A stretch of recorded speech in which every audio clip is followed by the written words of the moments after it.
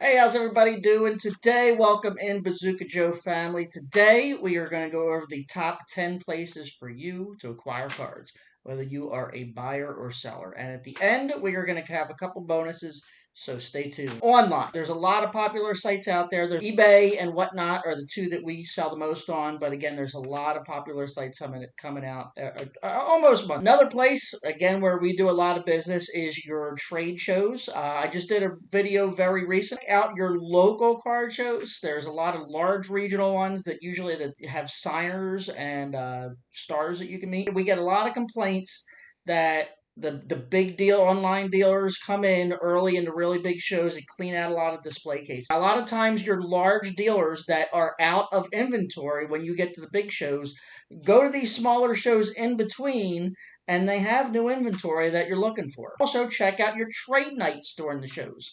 A lot of times, a lot of these bigger shows have trade nights, usually Friday or Saturday night. So you can actually get together with other collectors and trade what you're looking for. Your stores, if you're looking for wax, you're looking for boxes, you're looking for packs. Obviously, you look for places like Target, Walmart, but there's a lot of other stores that people don't think of that you can find some of your smaller things. A lot of your dollar stores and a lot of your discount stores like Ollie's. My wife even told me that the bookstore had some. Whenever you're out shopping at places that you might not think of them, ask. They don't have a large inventory, but you might be able to find some of the more in demand cards and packs and boxes that you're looking for that you can't find at the bigger stores because everybody knows they're there. Your card shops. Guys, please support your local card shops. When I was a kid, there was a card shop in every single town. A lot of them closed down. Obviously, things aren't the same as they were years ago.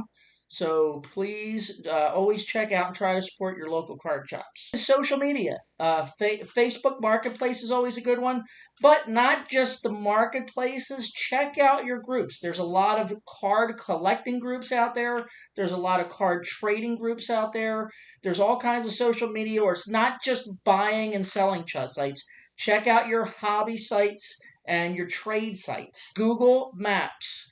I know this sounds kind of weird, but if you go on and check Google Maps, there's a lot of people who have side businesses or work out of their house that actually list their business.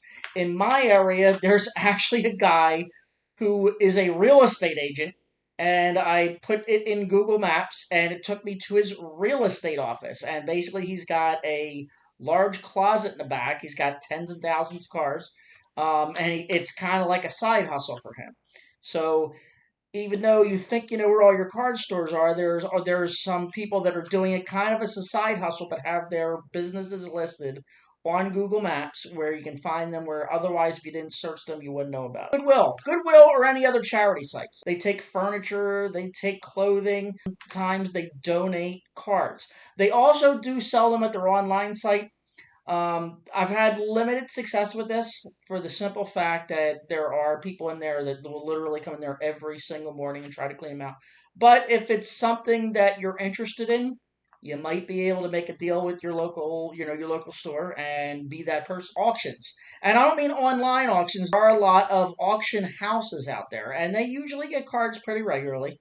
And if you're into sports memorabilia and stuff like that, that's actually a really good place to find your magazines, your pennants, jerseys, a lot of other things other than just cards too. The other place that I really like, I don't go as often as I should, and this is a really good place, is flea markets. One of my favorite memories as a kid. Every Sunday, my grandmother would pack me up and we'd go to the Tacony Flea Market right near the Tacony Palmyra Bridge to Philadelphia. And I'd take all my allowance money and then later on my lawn mowing money. And I'd walk around. There was a handful of dealers there that were there pretty much every week. And that's where I started my collection when I was young. Unfortunately, that's closed down. There is both indoor and outdoor flea markets. Some of them have both. The Burlington, they're a indoor flea market only now, so they're open like 5 days a week. Then we also have, like in Columbus, we have an indoor slash outdoor market. The indoor market's open like 5 days, and there is a card shop in there. But then Friday, Saturday, and Sunday they open the outdoor market where like 2/3 of the parking lot all the way around at the indoor market. They have dealers all weekend, and I found some pretty good deals there. I'd really like to start going there more often. The best part about those is you get some people that are there only part time every once in a blue moon, and it's a good place to find people that are just trying to empty out their house, or the people that drive around and find stuff. So you can find that occasional really good deal that, not looking for the people that are there every week. And on that note, other than that, another good place is yard sales. A lot of times you're driving around on the weekends, you pass yard sales.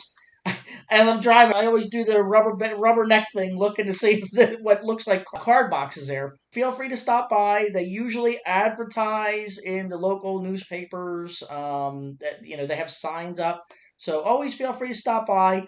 A lot of times, the yard sales are the places to get your good deals. Sometimes you get the people just don't know what they have. Don't rip them off. Be honest. If you're getting a good deal, try to give them a decent price.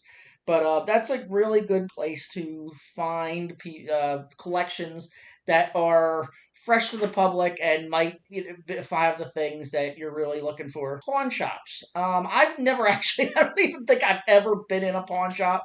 But just like everything else, when people have something of value and they need money, pawn shops are the place to take it a lot when they need the quick money.